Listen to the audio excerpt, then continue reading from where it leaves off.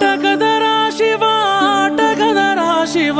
ఏమని పాడను పాటగదరా శివ ఆటగదరా శివ ఆటగదరా శివ ఏమని పాడను పాటగదరా శివ దేహాల మూటల్లి రక్తాల పూతల్లి కన్న తల్లి కడుపు కూతలే నీకు వినబడుతలేదా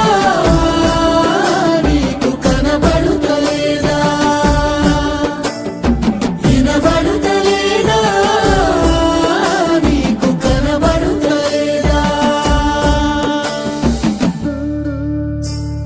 శివరాత్రి నీ పూజకై మేము ఉపవాసముంటాములే ఎందుకో యములాడ రాజన్నకే 10,000 దండాలు పెడతాము.